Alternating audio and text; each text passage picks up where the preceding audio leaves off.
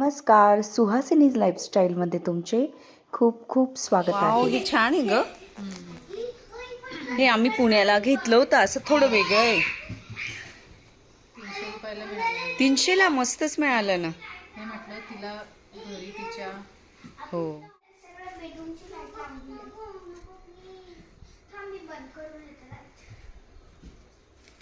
काय म्हटलं द्यायचं ना डेकोरेशन.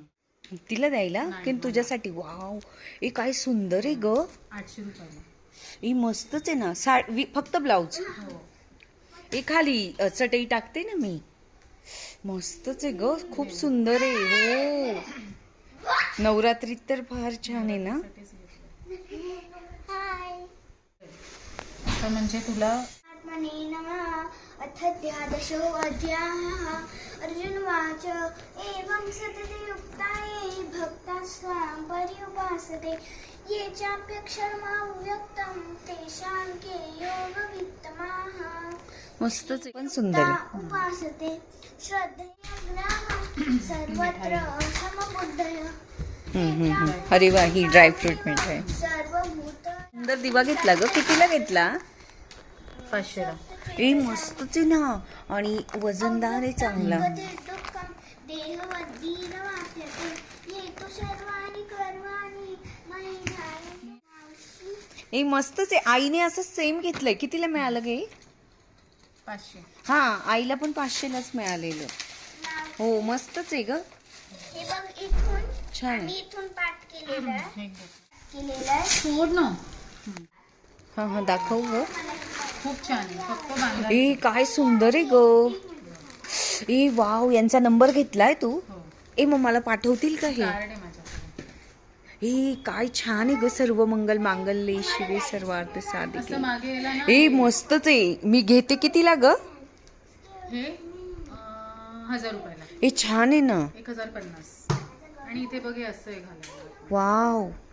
नाडी किंवा काय तू असं घालू शकतो. मी आणि हे तोरण आहे पैठणी. हे कितीचं ग? 500. हे मस्तच आहे ना, पैठणी तोरण पण. असं याच्यावरती लावायचं. इथं ना वाव, किती सुंदर दिसतंय ग. म्हटलं देवीचं मागे ए मी पण घेते. हा, मी तिला माग सांगते कुरिअर कर मला. गणपतीचं पण होतं हे. 1050. ड्रायव्हर आहे तो. ड्रायव्हर आहे.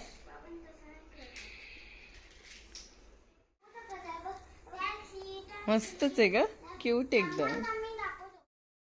मी तुम्हाला मागील व्हिडिओमध्येच बोललेली की माझी बहीण येणार आहे, तर तिने ना ठाणे इथे एक्झिबिशन लागलेलं CKP हॉलला की ग्राउंड मला एक्झॅक्ट माहिती नाही, तर तिथून या सगळ्या वस्तू घेतलेल्या आहे. म्हणजे आमची मामांचीच मुलगी आहे, तिच्याकडे वास्तुशांती होती, तर तिला देण्यासाठी या वस्तू गिफ्ट म्हणून घेतलेल्या. त्यानंतर आम्ही रात्रीच्या जेवणासाठी वंश हॉटेलला आलेलो. मागील व्हिडिओमध्येच मी दाखवलं होतं 2 व्हिडिओपूर्वी की मला वंश हॉटेल खूप आवडले. इथलं निसर्गरम्य वातावरण आहे आणि मस्त असं खाली बसून छान, आणि जेवणही मुळात छान मिळतं इथं. कॉलेज रोडला आहे. आपलं वेस्ट साईड आहे ना, त्याच्या एक्झॅक्ट समोरच आहे, थोडं तिरकस. तर नाशिककर तुम्ही नक्की जाऊन बघा. यापुढील दुसऱ्या दिवसाची शूटिंग आहे सकाळची.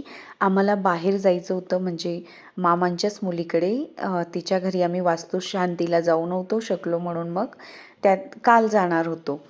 तर ड्रेस शोधत होतो. एक ड्रेसवरची ओढणीच सापडत नव्हती, तर त्यामुळे ना एवढं सगळं काढलेलं बाहेर. आणि मग मी विचार केला की अर्धा तासात हे सगळं परत प्रॉपर न रचता, म्हणजे थोड्या घड्या केल्या फक्त, तनिष्कानेही मदत केली. आणि मग जेवढं जसं ठेवता येईल ना तसं ठेवून दिलं. नाहीतर मग ना घरी आल्यावरती खूप कंटाळा येतो सगळा पसारा बघून. मग झटपट मी हे सगळं कपाट आवरून घेतलं. एवढ्या सगळ्या कपड्यांचा ढीग बघून ना जरा मला भीतीच वाटत होती की लेट होईल का काय, पण सगळ्यांनी मिळून केल्यामुळे झटपट हे सगळं आवरलं गेलं. एकदम प्रॉपर न रचता जसं शक्य झालं ना तसं मी रचून टाकलं.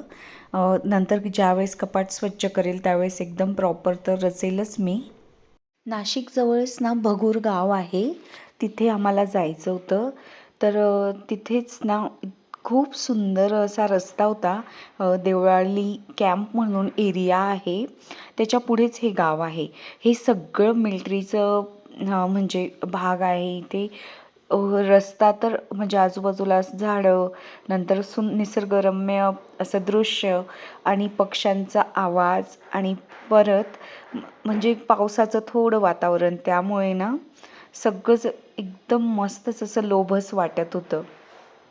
या गावाची खासियत म्हणजे सगळ्यात मोठं विशेष हे आहे की हे गाव नाशिक जिल्ह्यातील भगूर स्वातंत्र्यवीर विनायक दामोदर सावरकर यांचं गाव आहे. त्यांचं जन्मस्थान हे इथे आहे. तर आम्ही त्या वाड्यात गेलेलो. तो संपूर्ण वाडा अतिशय सुंदर आहे.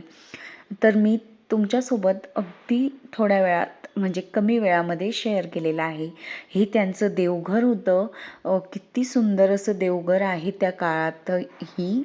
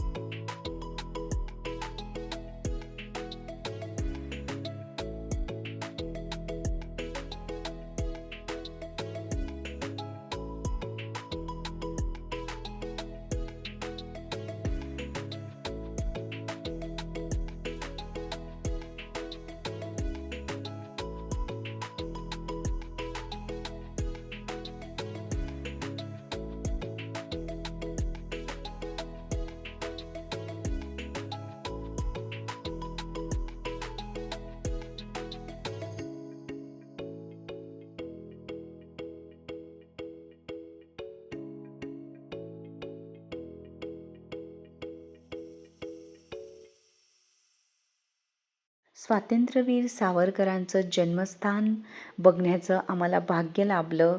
हे खरंच मस्तच वाटलं, छान वाटलं. यामुळे ना मुलांनाही म्हणजे मुलं ऐकतच असतात शाळेमध्ये, पण जेव्हा हे खरं म्हणजे त्यांचं घर, त्यांचा वाडा, ह्या सगळ्या गोष्टी, हे पुस्तकं बघितले ना मुलांची कुतूहलता नक्कीच जागी होते. त्याबद्दल नंतर आम्ही ना त्यांचं पुस्तक इथून घेतलेलं एक माझी जन्मठेप. अतिशय सुंदर पुस्तक आहे. माझ्या मिस्टरांनी लहानपणीच वाचलेलं, तर त्यांनी ते मुलींना वाचण्यासाठी माझ्यासाठी घेतलेलं. तर नक्कीच मी एखाद्या व्हिडिओमध्ये त्याबद्दल तुम्हाला माहिती सांगेल. भगूर येथे स्वातंत्र्यवीर सावरकरांचं जन्मस्थान बघण्यासाठी फार लांबून लोक येतात. बरीच गर्दी होती. सगळेजण अतिशय उत्सुकतेने सगळी माहिती इथे जाणून घेत होते. छान असा अतिशय सुंदर वाडा आहे हा, भरपूर मोठा आहे. जेलमध्ये असताना त्यांना इंग्रजांनी किती त्रास दिलेला ते सगळं इथे फोटोद्वारे माहिती सांगितलेली आहे. त्यानंतर आम्ही घरी आलो आणि परत सकाळची दुसऱ्या दिवसाची शूटिंग आहे. बहीण तर गावाला गेली होती. त्यानंतर जी भांडी मी पाहुणे आल्यावर काढते वापरायला, कप वगैरे ग्लास, तर ती मी इथे ठेवून देत आहे. या डब्याबद्दलला मला बऱ्याच जणांनी कमेंट केल्या होत्या की कुठून घेतलेला आहे. हा डबा ना मी लोकल शॉपमधून घेतलेला मुलीसाठी, उन्नतीसाठी. पण ना अशा प्रकारचा टिफिन घेऊ नका, याला अजिबात चांगली क्वालिटी नसते. आतून तर हे स्टीलचं असतं, पण जे प्लास्टिक मटेरियल आहे ना, तर याची क्वालिटी अजिबात चांगली नव्हती. पातळ प्लास्टिक आहे आणि टिफिन घासताना पण ही म्हणजे प्लास्टिक रिंग असते, ते त्याच्यात अन्नकण अडकतात. परत ते काढा, स्वच्छ करा, म्हणजे थोडा किचकट आहे. आणि त्याचे जे पॅक करण्याचे बटन्स आहेत ना, तर ते तुटतात, नंतर मिळत नाही. पटात पण आतून थोडी धूळ झालेली, तर तेही मला स्वच्छ करून घ्यावं लागणार आहे. तर ज्यावेळेस वेळ मिळेल त्यावेळेस मी हे स्वच्छ करून घेणार. जे कप मी काढलेले होते ते मी स्वच्छ घासून पुसून आता परत जागेवरती ठेवून देत आहे.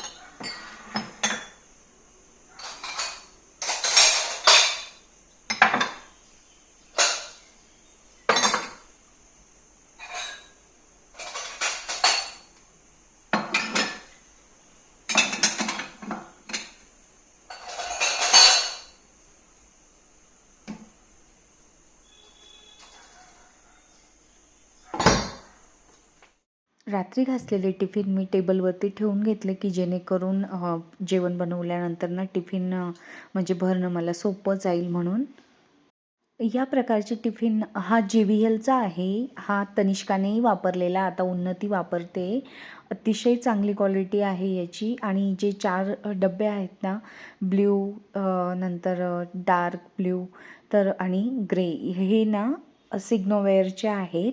तर हे पण खूप छान टिफिन आहेत. आज पोळा आहे, तर त्याच्यासाठी ना मी पोळ्याला आमच्या गावाला ज्या पद्धतीने पाट मांडून घेतात ना, त्याच पद्धतीने म्हणजे बैलांची पूजा केली जाते, मातीच्या बैलांची. तर माझ्याकडे मातीचे बैल तर नाही आहे, पण मग मी म्हणजे गणपती जिथे विकतात ना, तिथेच सिरॅमिकचे POPचे असतील ते बैल, तर ते विकत घेतलेले बऱ्याच वर्षापूर्वी. तर त्यांचीच मी दरवर्षी पूजा करत असते.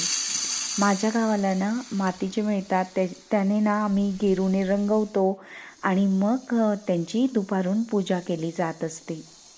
पोळा हा सण शेतकरी राजासाठी ना खूप मोठा हा सण आहे. म्हणजे या दिवशी ना पुरणपोळी केली जाते. नंतर शेतात जेही लोक कामाला असतात ना, त्यांच्या संपूर्ण कुटुंबाला जेवण असतं, त्यांना धान्य दिलं जातं. नंतर ना अंगणामध्ये खाट टाकली जाते, त्यावरती नवी चादर आणि पुरणपोळीचं ताट भरून असं, आणि गहू, जे पूजेला वापरलेले धान्य असतं ना, तर ते त्या खाटेवरती, चादरीवरती टाकून बैलांची पूजा केली जाते आणि त्यांना नंतर म्हणजे पंचपक्वान्न खाऊ घातलं जातं. सण हा मराठमोळा, आला रे आला पोळा, गोड पुरणपोळीचा नैवेद्य माझ्या सर्जा राजाला दाखवा. बैल म्हणजे श्रम, श्रम म्हणजेच अतिशय कष्ट. अशा कष्ट करणाऱ्याची पूजा करणे हे आपले कर्तव्यच आहे. जो दुसऱ्यासाठी निस्वार्थ भावना ठेवून श्रम घेतो, अशा श्रमदेवतेची पूजा म्हणजे आजचा हा दिवस. आपल्या शेतकरी राजासाठी राबणारा सर्जा राजाचा हा दिवस. बैलांचे शेतकऱ्यावरती अनंत उपकार असतात व हे तो आयुष्यभर शेतकरी राजा फेडू शकत नाही. म्हणून कृतज्ञता व्यक्त करण्यासाठी पोळा अत्यंत आत्मीयतेने आणि जल्लोषात साजरा केला जात असतो. अशा पद्धतीने छोटीशी पूजा मांडून बैलांप्रती कृतज्ञता व्यक्त केलेली आहे. कारण आम्ही शहरात राहतो आपण, तर खरी-खुरी बैलजोडीची पूजा करू शकत नाही, म्हणून मग या मूर्तींची पूजा करावी लागते. तुम्हाला आजचा व्हिडिओ कसा वाटला मैत्रिणींनो, ते मला नक्कीच कमेंट्सद्वारे सांगा. मी तुमच्या कमेंट्सची खरंच मनापासून वाट बघत असते. ज्या पद्धतीने तुम्ही व्हिडिओची वाट बघत असतात, अगदी त्याच पद्धतीने मी कमेंट्सची वाट बघते.